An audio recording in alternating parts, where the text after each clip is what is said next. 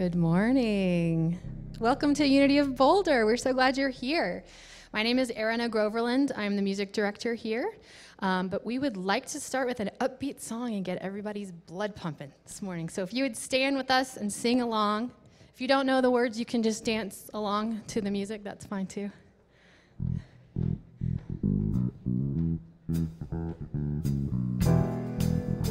Coming together.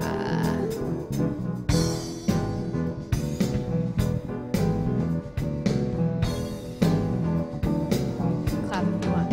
I got love, I got peace, I've got joy flowing like a river. I've got love, I've got peace, I've got joy flowing like a river. Now we are one heart, one mind, one love flowing like a river.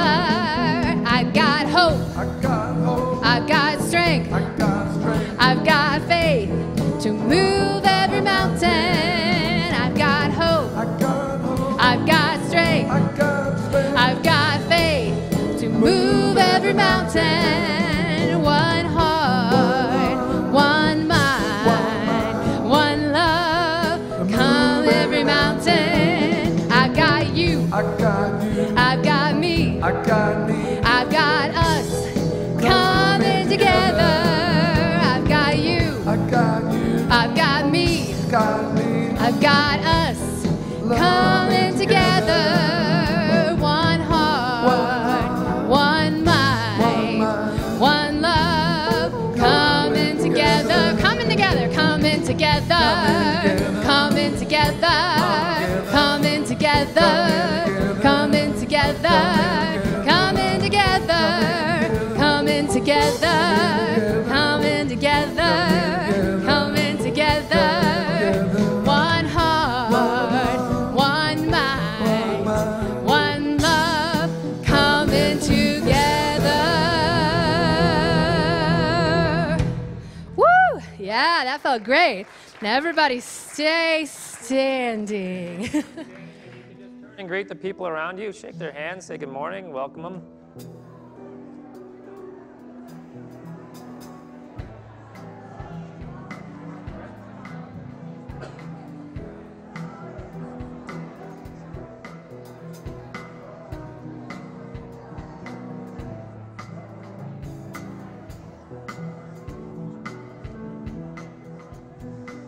Did you know that we have a unwritten Unity guideline that if you're not into handshaking or hugging, you can simply go like this when someone turns to you so that they know that you'd rather not have physical contact and just give them one of these. So that is an unwritten rule if you're one of those people, which is me, so don't feel ashamed.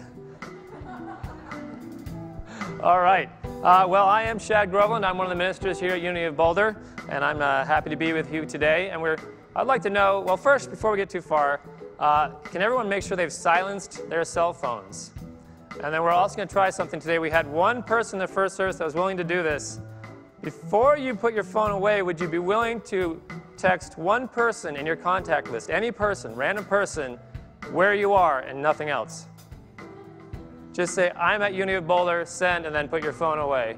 And then after this service, see what happens. Is anybody willing to do that? Raise your hand if you're willing to do that. Oh, we blew the first service out of the water. All right. It's fun. Just text that person, see what happens.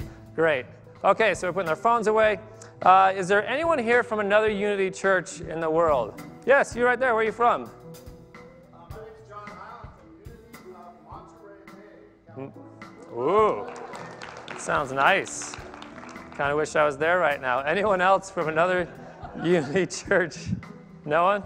You want to know what happened first service? I've got to say this because my ego wants me to. First service, I just guessed and said, is there anyone here from Unity of Albuquerque? And there wasn't anybody. And then I said, is there anyone here for the first time? And the lady stood up, she said, actually, I'm here from Albuquerque. So that was a psychic moment. I got very little credit for it, so I had to say it again. Okay. Is there anyone here for the first time that'd be willing to raise their hand and let us know about you? You, of course. Yes, yes. Thank you. Thank you for coming. All right. Well, good. So we're all family. We all know each other. We're all close. That's a wonderful thing. We also want to welcome our Spanish speakers today. We have Spanish speakers. And if you, everyone turn around and look up there at the glass window and wave to Rosa. She does live Spanish translation. How many of you didn't know that? Isn't that amazing? She was here all day yesterday translating the Q class for people here. So that's an amazing thing. So we have a growing Spanish ministry. We're so welcome, and we're so glad to have that. That's a beautiful thing. Let's see. And live stream, we want to welcome everyone who's watching us on live stream. We are live right now on 4 different platforms. So we have that capability. That's pretty amazing. So we want to welcome our live community. You are here with us in spirit and in a digital representation, and that's a beautiful thing. We're glad to have you. All right. I believe it is time for announcements, which I get to kick off because I have an announcement. I've been here about a year now, and I just love that meditation room downstairs. And I thought to myself, I would like to meditate with you guys in that room. So coming up, I'm going to start a meditation on Monday evenings in that room. Starting March 11th. Starting March 11th, it's going to be at 5:30. The Wednesday evening meditation service will still be happening. I just want to do something in that space because I think it's such a beautiful space. So we're going to be down there, and it's going to be a little bit more, it's going to be more silence. I want to do at least a half an hour of silence with some meditation and music and guided meditation around that. So it'll be more just strictly meditation happening down there. So I'd love to have you join me in that. All right.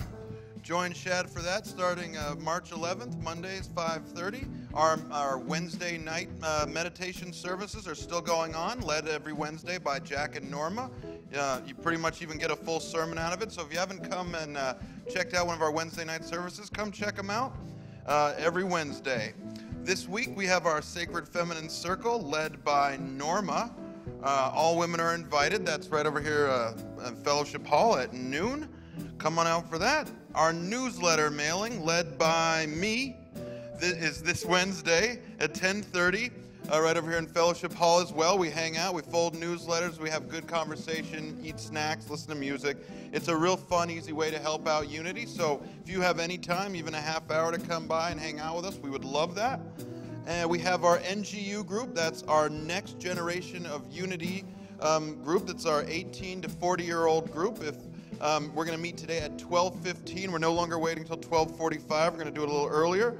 If you've been in that or have any interest to come check that out, please come hang out with us. We have a great time. And we also have childcare for that. So if you have, I said it was 18 to 40. But we also have childcare for that. So if that's ever been your issue for not coming to the NGU group, that is taken care of. Our choir is already starting to meet for our Easter show. If you were interested in being in the choir, everyone is welcome and invited to join. They meet every Thursday at 6:30 downstairs. Norma's leading it for this Easter show. And we also have our conscious communication class happening today, led by Steve Hayes, that anyone can drop into today downstairs at 1 p.m. Come out for that. Also, we here at Unity, oh, by the way, my name's Mike, for those of you who don't know me. I'm the administrator here at Unity of Boulder. And here at Unity of Boulder, we are an all-inclusive community. And no matter what cultural background, religious background, or relationship orientation, you are all welcome here. Unity of Boulder is a safe, and it is a safe and enlightened place. And through our inclusivity and a collective spiritual practice, we know that we will transform the world. Thank you. I have something I got to do real quick. It's Jack's birthday. All right, everybody. Happy birthday.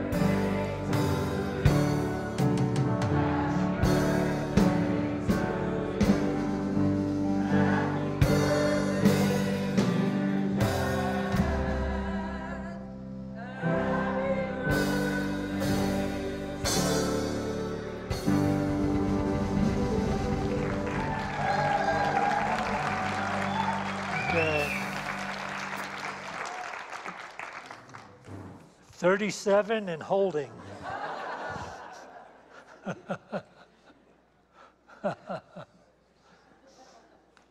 Let's just take a few moments to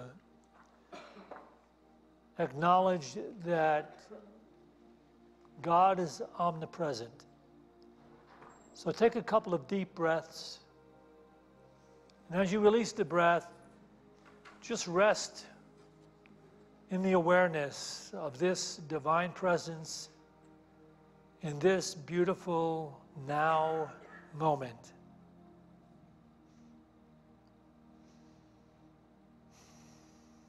Consider this mantra.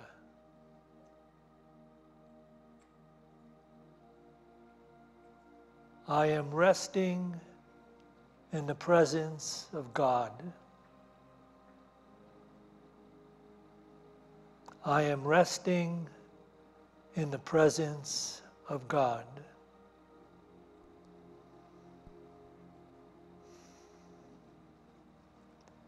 Just breathe your way into this moment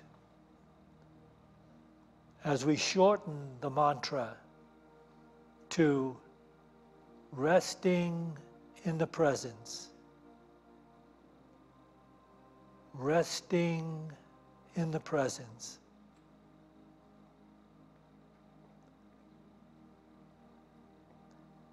Resting in the presence brings peace.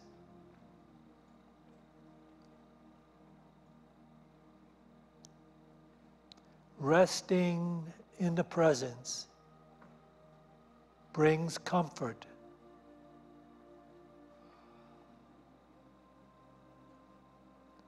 Resting in the presence heals my mind and body.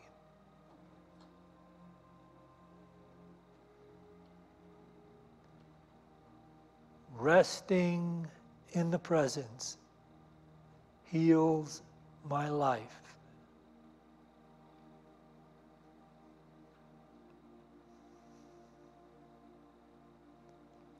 And as we allow this to happen more and more, we learn to carry the presence with us. We carry the peace, the comfort, the healing, and the love into all of our relationships and to all situations that we enter today. And as we go forth now from this prayer, let us feel gratitude for the truth of the presence of God. And to this we say, Amen.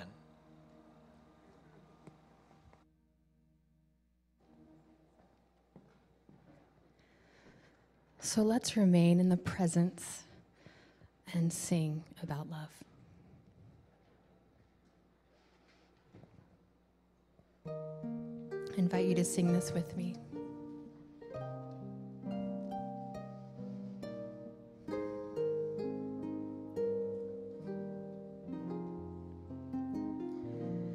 In this moment, in this place,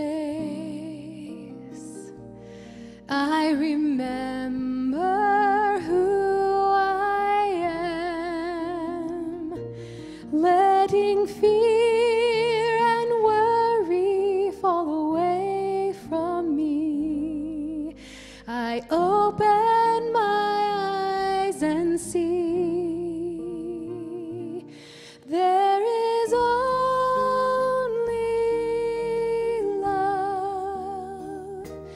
There is only love. Love that heals, love that sets us free. There is only love.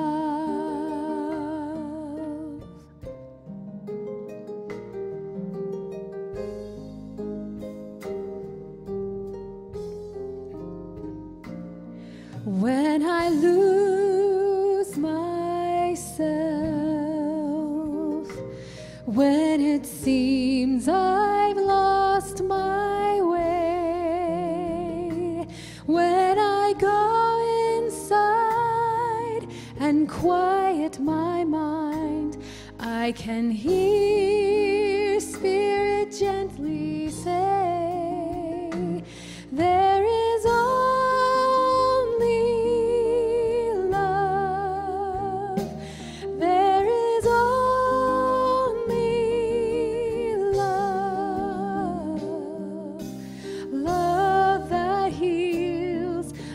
that sets us free.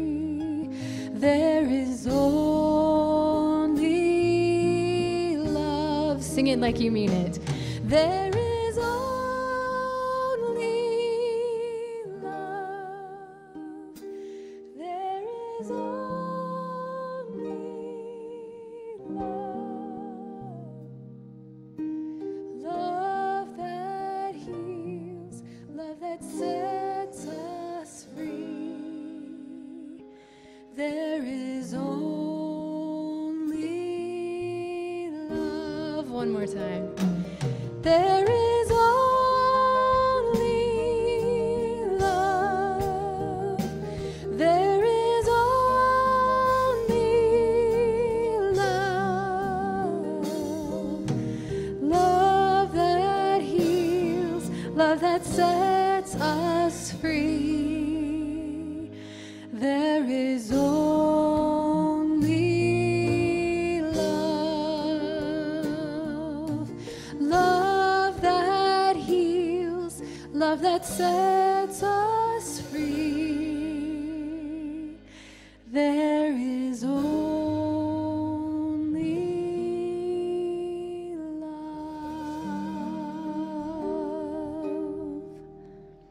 Beautiful.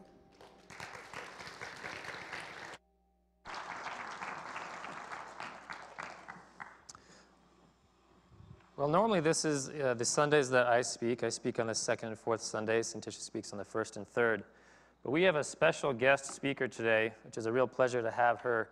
It's Reverend Dr. Jane Simmons. So she's got one title on me. She's got the doctor, and I have no interest in trying to go through all the work it requires to achieve that. But she's a very special person. She's a co-minister in Unity Spokane. Not Spokane. I was corrected after the first service. It's Spokane with her husband, Gary, and the two of them are really pioneers in this movement right now. Not pioneers as in they're around forever, pioneers as in they are pushing this movement forward in a huge way. They're very forward-thinking. They are very tapped into what's happening in the times, and the two of them are putting together a lot of systems to help this movement grow and survive into the coming years and be relevant and progressive. So that's a very special thing. And she has a book called You Can't Sleep Through Your Awakening. And she's going to be speaking on that today, and then she'll be out in the lobby afterwards to sell that and to talk to you if you have any questions. But you're going to have to be quick because I have to get her to the airport very soon after that. So if you want to see her, get out there and talk to her right away, all right? Okay, well, let's have Jane Simmons come out and share with us.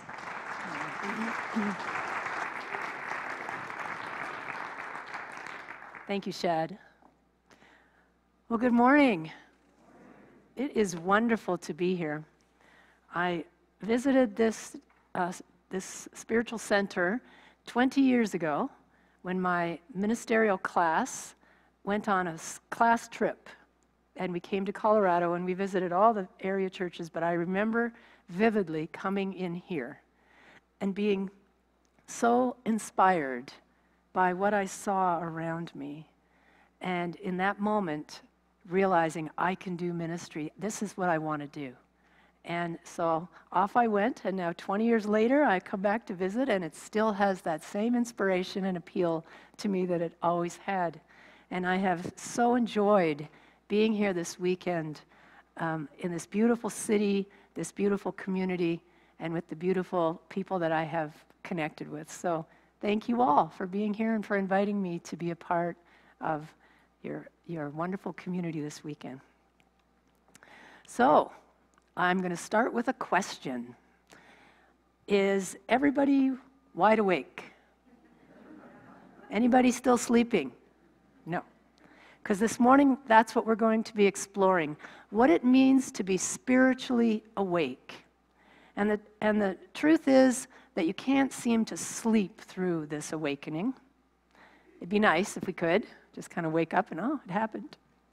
But as the Armenian spiritual teacher Gurdjieff tells us, you can't unconsciously become conscious.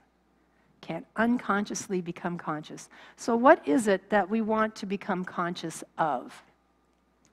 Well, Julia Cameron, who is the author of The Artist Way and other books, how many of you are familiar with Julia Cameron's work? This is what she says: we are spiritual beings with spiritual business to transact on this physical plane. And I love that. I love that idea that we have spiritual business to transact. Do you feel that in your own life? That you are a spiritual being and you've got spiritual business to transact while you're here. Because when we forget that, we end up sleepwalking through life. It's like we skim the surface. We never plumb the depths of this amazing experience we call living. As the poet Diane Ackerman writes, a shallow life creates a world as flat as a shadow. A shallow life creates a world as flat as a shadow. Spoiler alert, we're going to talk about the shadow a little bit today. So we are not here to sleepwalk through life. We are here to dive deep, to wake up to who we've come here to be. Spiritual beings with spiritual business to transact. In the Buddhist tradition, there's a story told that is comparable to the prodigal son. And in this parable, the son is a young prince who inadvertently strays outside of the palace walls as a very young child. He gets lost, and he wanders, and he wanders, and he wanders, and he eventually forgets that he is a prince. And years go by. He ends up living his life as a pauper on the streets. And the king, who was always on the lookout, searching for his beloved, missing son, one day happens upon him and recognizes him. And the king joyfully rescues the prince and reveals his royal identity to him.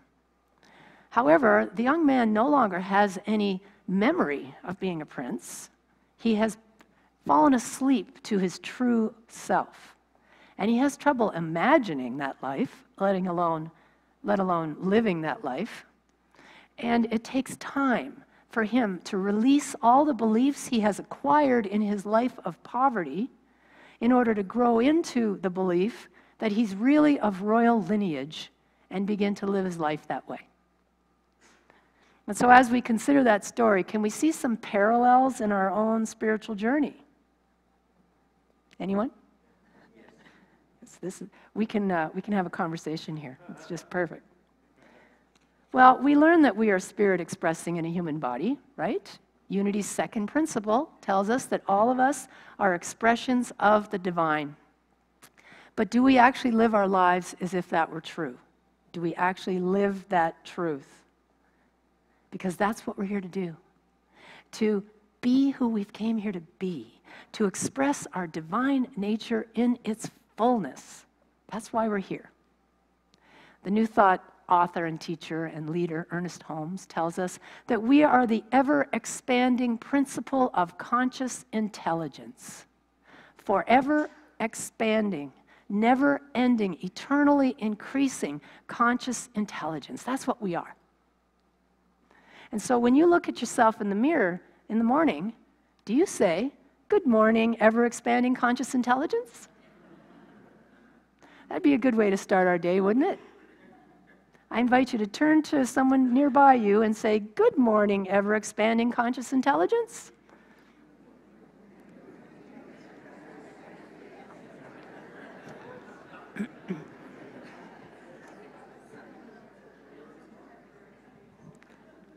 It's good to know that for each other, isn't it?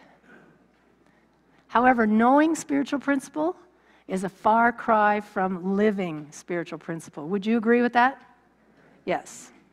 So we need to put principle into practice if we want to see transformation in our lives. We can't just know about it. We have to live it. From the book Zen Judaism, it's a delightful mix of Zen and Jewish wisdom blended together. It says this: to study the self is to forget the self. To forget the self is to experience the complete dropping away of body and mind. Now that's the Zen part. The Jewish portion reads, the difficult part is keeping body and mind off after you've dropped them. Many people gain back body, mind, and an additional 15 pounds. Now it's written, tongue in cheek, but it really points out something to us, that this expression of being who we've come here to be is a moment-by-moment experience of returning to that awareness of who we truly are, becoming aware of the baggage that we may have accumulated that is keeping us from experiencing life in that way, keeping us from really seeing the truth of who we are. So what keeps me dozing away? Well, you know, to begin with, I'm not even aware that I'm sleeping. I mean, I seem to be awake. I'm conscious of my surroundings. I'm not comatose. And yet, what else is going on around me that I'm unaware of? When you think of things like radio waves and ultraviolet light rays and dog whistles, I mean, there's much that can happens that's undetected by the human senses. In fact, research tells us, we talked about this yesterday at the workshop, that there are 400 billion bits of information available to us right now to be accessed. 400 billion bits. Now, I don't know who does all that counting, but I'm going to trust that they're right. However, our brains can only take in 2,000 bits in any given second. 400 billion, 2,000. That's a whole lot of bits that we're unaware of. And we're hardwired for this because the brain is a sensory organ. It's designed to interpret and classify our experience on the physical plane for us. So if all 400 billion bits were suddenly available to us, what would that be like? Can you imagine? To paraphrase Emily Dickinson, the truth must dazzle gradually, or every person could go blind. That kind of says it for me. So we need some kind of governing dynamic to help us manage the experience of living in the physical realm. And that's all well and good, but the problem for us begins when we forget that we are experiencing a slice of life solely through the human senses, and that we think that's all there is. You see, we forget that there's more. So what else are we unaware of? What else is happening that we're unaware of? Well, are you up for a scientific experiment this morning? You don't even have to wear a white lab coat or anything, and you can just stay in your seats. So to do this, I'm going to ask you to look down at your foot, and while you watch your foot, just lightly tap it on the floor. So watch it while you're doing it. Now, does the visual perception of your foot hitting the floor match the sensation of your foot hitting the floor? In other words, can you see and feel your foot hit the floor at the same moment? Are you all having that experience? Yes, okay. Okay, you can stop. Congratulations, you have done the impossible. And it's not even noon yet. Awesome. And why is that? It's because the speed of light is massively faster than the synaptic conduction times needed to get that message from the foot to the brain. So you should see it happen before you feel it happen, and the lag should be noticeable. There's even a name for this phenomenon. It's called delay and antedating hypothesis paradox. You can Google that one. And there are many thought-provoking theories as to why this happens, but the explanation I find most intriguing, and that makes the most sense to me, knowing what I do about brain research, is that both of those events are happening at different times, but are experienced together. In other words, the brain is editing our experience all the time, making it synchronize. But it doesn't tell us that it's doing it. So there is stuff that we're happening that we're unaware of. Our mind edits our experience for us in order to interpret and make sense of our world, but it neglects to tell us that it's doing so. And it has selective editing, you see. It focuses on what's ours to focus on, rather than trying to make sense of the 400 billion bits. So here's the big question. How does it know what 2,000 bits to let in? What is that editing process? What's the governing agent? Well, it turns out that the editing that happens depends on our own internal filtering system through which we view our world. And that filter arises from limiting beliefs that we took on at a very young age, sometimes even pre-verbal. And those beliefs lie hidden beneath the surface, just outside of our awareness. And so, for example, if I have an unconscious belief that tells me that life is unsafe, what will my experience be as seen through that filter? Life is unsafe. I will find all of the endless ways that life is indeed unsafe.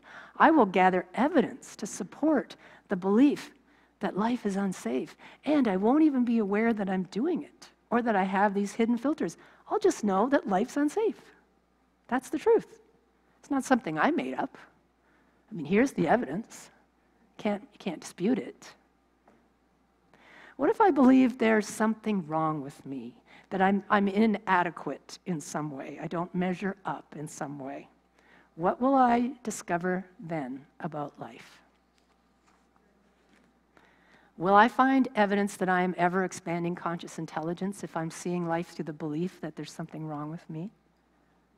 No, I will not. And if I took on that belief that there's something wrong with me at a very young age, I will repress that belief. I will push it out of my awareness. It's too painful to look at directly. Instead, I might decide it's really about someone else. Do you know what I'm talking about here? They're the problem. I will project what is too painful for me to see within myself onto someone else. There's something wrong with that guy. Do you know what I'm talking about here? Because we all do this. We all do this. It's part of the human condition. It's a symptom of a newly discovered disease that I just made up called humanity sleeping disorder. Sleep apnea of the soul, if you will. And to be clear, this is not about blaming others. It's not about beating ourselves up. Metaphysics does us no good if we use it to inflict guilt and shame upon ourselves or upon others, or wallow in self-judgment, self-condemnation. Do you agree with me on that? Yes, absolutely. It's about having compassion.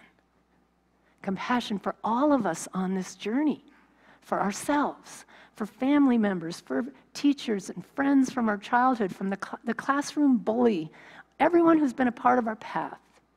We're all walking around with these unconscious patterns of behavior, forgetting the amazingness that we are, suffering from humanity sleeping disorder. And we are all so courageous to do that. All of us. To walk through our lives unaware of the magnificent beings that we are, that takes guts. I have great admiration and compassion for all of us on this path. So the bottom line is that the world mirrors back to us what's really going on in our own psyche. And when we have these unconscious, disowned parts of ourselves that we don't think are acceptable, it's called the shadow, we can repress them so that they're not in our conscious awareness, and then we often project them out onto the world and attribute that to be the problem. And with all this muck getting in the way of our awareness, we lose sight of the preciousness of the divine presence that we are. Now, is there hope for us? Yes, the correct response is yes. So let me give you the good news. Are you ready? Lean in. Our projections can help us to awaken. Yes? It's the good news, bad news, I'm afraid, but yes. We might think of them as compassionate alarm clocks. Because when I make a judgment about someone else, or I have a triggering moment from someone else's words or behavior, that is a pivotal awakening moment for me if I choose to use it that way. You know, we can pray, we can meditate, we can read, we can go to workshops and retreats and classes to learn spiritual principle. I love that stuff. I live for that stuff. But I have to tell you, where the rubber really meets the road, where we roll up our sleeves and get down into the depths of our spiritual work is in the arena of human relationship. Especially a relationship with someone who can push our buttons. Do you know what I mean by this? Yes. Do you have someone who does that for you? Our button pushers are often very conveniently close at hand. And they're so valuable for us because they can clearly show us those places in need of healing with great accuracy. Zero right in on it. It's like finding a sore spot. And why does it hurt to get our buttons pushed? Because it goes to one of those places we don't want to see, a belief that we hide from ourselves and then project onto someone else or onto the world. Now, hear me clearly. I am not suggesting anyone stay in an abusive relationship of any kind. If you are in an abusive relationship, you need to get help. Are we clear on that? That's not what I'm saying. What I'm talking about are those irritations, the annoyances, the socks on the floor, those kind of paper cut moments. They can be surprisingly ripe for us with abundant opportunity for spiritual growth. And yet, this is the very time that we often choose to just hit the snooze button and nap through it all, rather than see the value of having our buttons pushed. But when we choose to use these events as awakening moments, now the work becomes dealing with the inner button. Do you see the difference? You see, that's where our power lies. That's where transformation happens, when we can deal with what's going on inside of us and do the integration work to do the healing. Did you know that one of the ways that samurai warriors learned to do battle with each other was by hitting pressure points? See, pushing each other's buttons in a big way. And there's a story told about one samurai who was soundly defeated through this method of combat. And after that, he gave it all up to spend time in the wilderness contemplating his life. 20 years later, he once again encountered his previous opponent who challenged him to another fight. And the samurai agreed, and this time, the other fighter was surprised to see that no matter how many times he hit those pressure points, there was no reaction. The samurai explained that he had spent his time in contemplation working with the pressure points, changing the sore spots. They were no longer available to be triggered. And in a sense, that's the work. That's the work we do. Becoming aware of those sore spots within us that get triggered when we have our buttons pushed, being curious about what that is, discovering what's behind it, making an internal shift to integration through compassion. And what happens then is that those spots lose their ability to send us over the edge. And they actually become portals to our own awakening. Because we really start to see, this is not who I am. Maybe I have this belief that I'm inadequate in some way, and that it's pushing that button.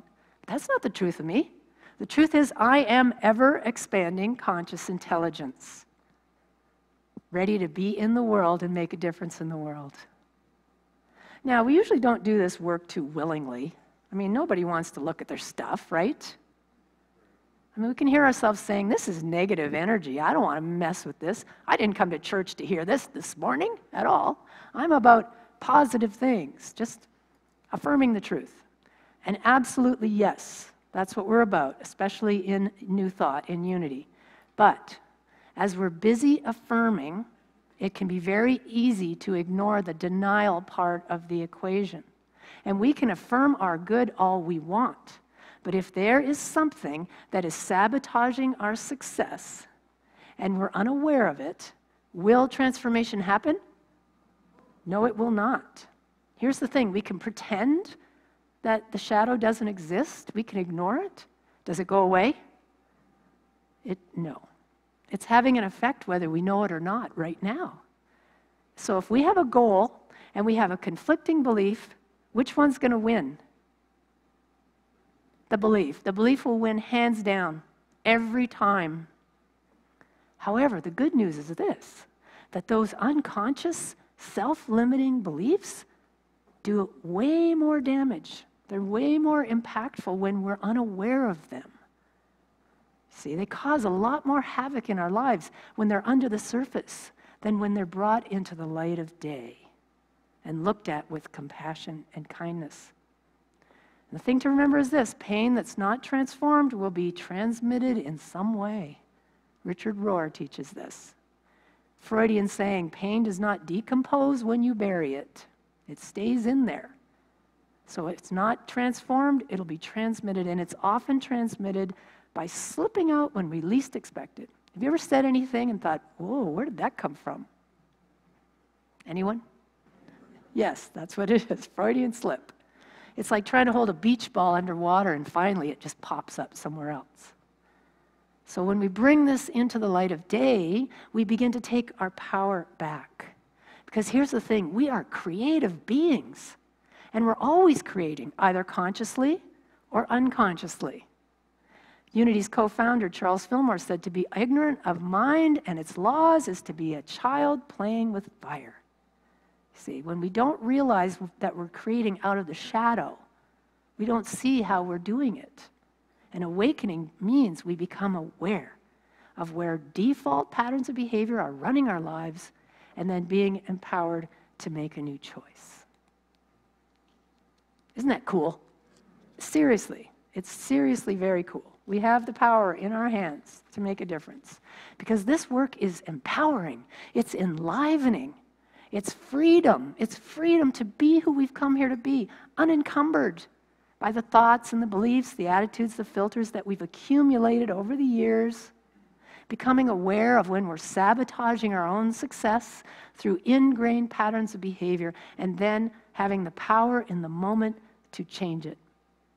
And it all happens through the power of the heart. See? The heart is our portal to that deeper dimension within us. And from that deeper dimension, from the higher view of who we truly are, consciousness overcomes all of this. We are limitless. We are divine potential. We have a higher dimension of creativity, and we do not serve the world by playing small. Would you agree? Yes. And it's time. Isn't it time for us to step up and be who we've come here to be, to make a difference in our world? Not just to sleepwalk through it all, not just to miss it, but to realize that we have the freedom, the power, the ability in the present moment to live a heart-centered, compassionate life as conscious, aware expressions of spirit, making a difference in our world. So let me leave you with words about really living life from one of my favorite poets, Mary Oliver, who recently passed away. When it's over, I want to say all my life, I was a bride married to amazement. I was a bridegroom taking the world into my arms. When it's over, I don't want to wonder if I've made of my life something particular and real. I don't want to find myself sighing and frightened or full of argument. I don't want to end up simply having visited this world. So I invite you to remember that you are a spiritual being with spiritual business to transact on this physical plane, and to dive deep into the present moment. Feel the wonder and the joy of discovery that comes from living an awakened life as, say it with me, ever-expanding conscious intelligence. And here's to the exploration. God bless. Thank you. Thank you. So let's take a moment and go into meditation, into the heart space where the power lies. So I'll invite you to just relax into your seat, and let's put aside anything we've brought with us today, any cares, any worries, any thoughts of what happens later or the busyness of the day. We just gently set that aside as we become present to this moment. So really feel your body, feel your feet, on the floor, if that's where they are. Feel your back against the seat. Really inhabit this moment. For it is only in the present moment that we experience the presence of God.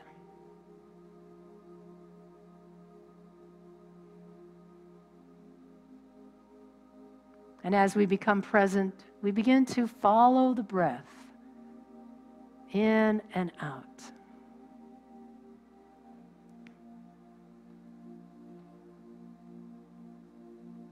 Just notice it, just observe. And let each breath anchor you even more deeply into the now moment. Feel yourself rooted and open and willing to the power within you to come forth and be expressed. And as we continue following the breath, imagine breathing right into your heart space. And if you want to put your hands on your heart, you can go ahead and do that. Just imagine breathing right into your heart. And as you do, bring into your mind's eye someone or something that you deeply appreciate and care about. It could be a person, a beloved partner, a grandchild, a grandparent, a friend. It could be a pet that you love deeply, or a cherished memory that brings you joy. Choose something that activates the feeling. You don't want to just think about it. You want to feel it. So continue breathing into the heart and allow that feeling of appreciation to warm your heart.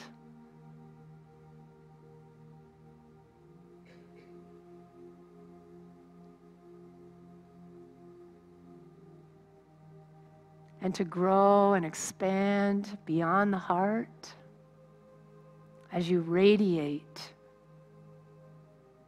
this high vibration of appreciation and let it fill your body.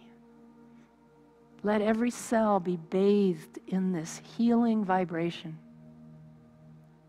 Feel yourself come alive, invigorated, on fire with the power within you.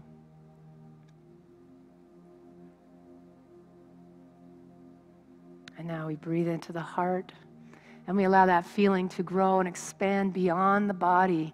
And just imagine with me that we are filling this sacred sanctuary with this healing presence.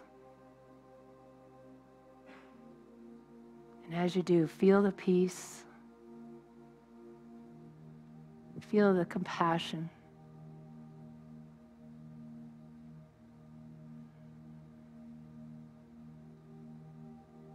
Feel the harmony. And know that you are here to be the one unto your life to make the difference, to bring peace where there is none, to bring compassion into the world, to bring kindness into your life, and to help create a world that works for all. And as we breathe into the heart and we allow this feeling to expand even more, it goes beyond the walls of this community. And we send it forth to bless our world.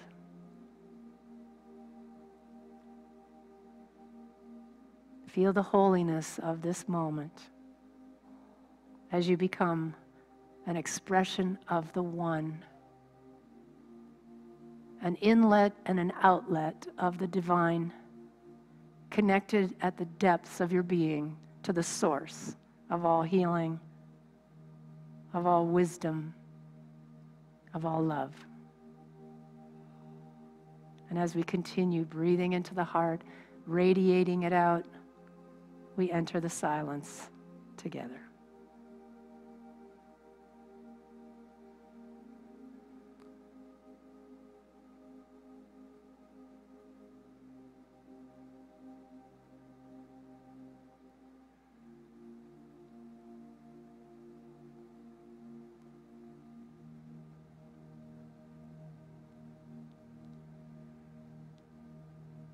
God is our source. We are divinely connected at the depths of our being. And for this opportunity to be spirit in action, to be spiritual beings with spiritual business to transact in this physical world, we give grateful thanks. And so it is. Amen. Thank you.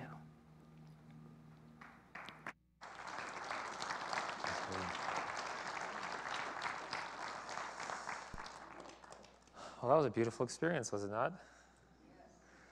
We're going to take an offering for unity now. And to follow the theme of triggers, one of the biggest triggers we have in this culture is around money. And one of the ways we deal with that trigger as a spiritual principle is giving it away, to help us release that attachment to that money, to recognize that it is not our money, it is the money of the divine, and we are simply conduits to let that money flow. And when we give and we donate and we tithe, we are putting that flow of energy back into the universe instead of trying to bottle it up into ourselves. So that's what we do right now. So I invite you to hold that donation in your hand, whether it be physical or mental or spiritual or credit or debit. And bless it with this offering statement, if you'll say it with me. Divine love, through me, blesses and multiplies all that I have, all that I give, and all that I receive, because I give. And we have the opportunity to listen to Erina and the Unity Band sing again. Let me get that for you.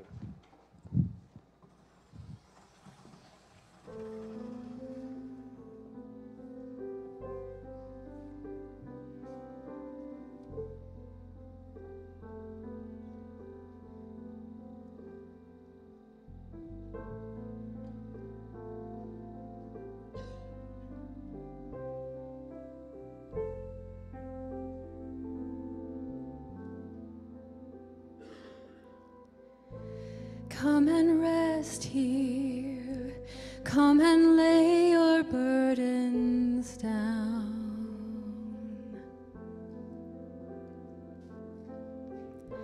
Come and rest here. There is refuge for you now.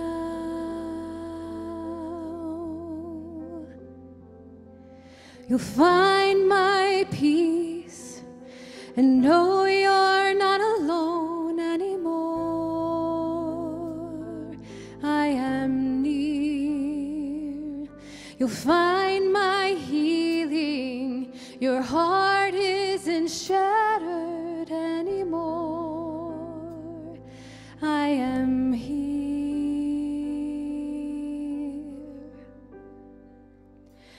Breathe in. Breathe out. You will find me here.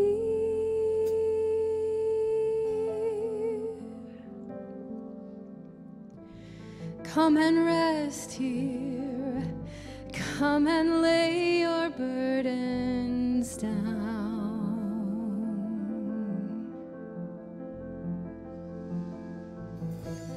Come and rest here.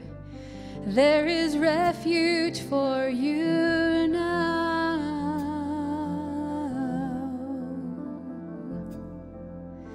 You'll find my peace and know you're not alone anymore. I am near. You'll find my healing. Your heart isn't shattered anymore. I am here. Breathe in. Breathe out. You will find me here.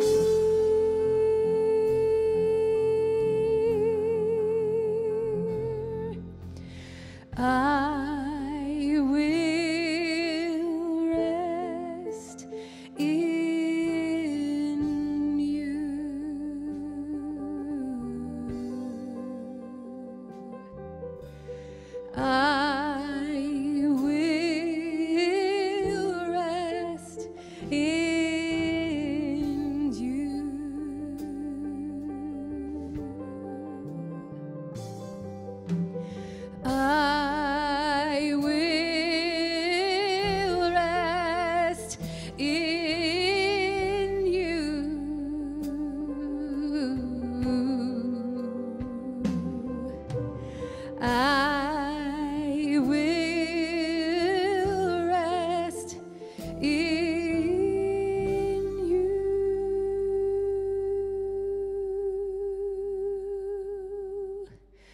Breathe in, breathe out. You will find me here.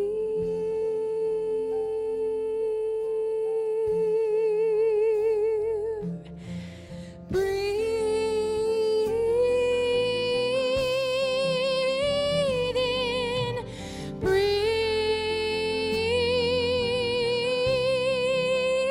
out. You will find me here.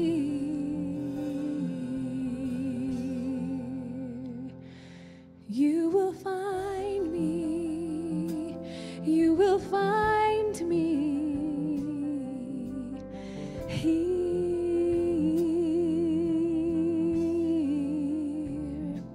You will find me. You will find me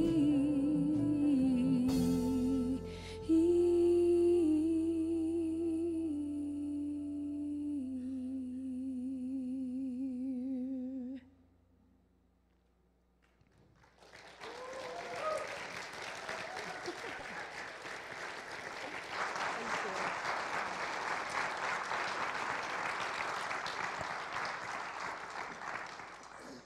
Well, I still run into people that don't know that this is my wife, Erina, and that's my alarm clock every morning. So she has to get up early and vocalize and drink tea to get ready to wake me up. It's a process, but I appreciate it.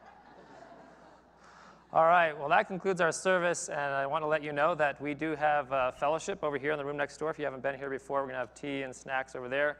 We do have CDs and DVDs available in our bookstore on this side over here. We're going to have Jane out there at our information table. If you want to get back there, buy her book, talk to her, ask her questions, you'll have a 15-minute window to do that. And we also will have Santisha speaking next week. So my sister Santisha will be speaking next week. And let's see, I want to thank the people that watched us on live stream. We appreciate all the digital audience that we have that's growing online. That's a beautiful thing that they're watching us from around the world, believe it or not. And I want to thank our Spanish speakers that come every Sunday and join us and listen to this process as well. So it's a beautiful thing. We're hitting a lot of avenues, and it's awesome. So why don't we stand up and rock out to this final song, get some energy going in the room. I release and I let go. Let the Spirit run my life, and my heart is open wide. Yes, I'm only here for God. No more struggle, no more strife. With my faith, I see the light. I am free in the Spirit. Yes, I'm only here for God. I release and I let go. Let the Spirit run my life, and my heart is open wide. Yes, I'm only here for God. No more struggle, no more strife. With my faith, I see the light. I am free in the Spirit. Yes, I'm only here for God. One more time. I release and I let go. Let the Spirit run my life, and my heart is open wide. Yes, I'm only here for God. No more struggle, no more strife. With my faith, I see the light. I am free in the Spirit. Yes, I'm only here for God.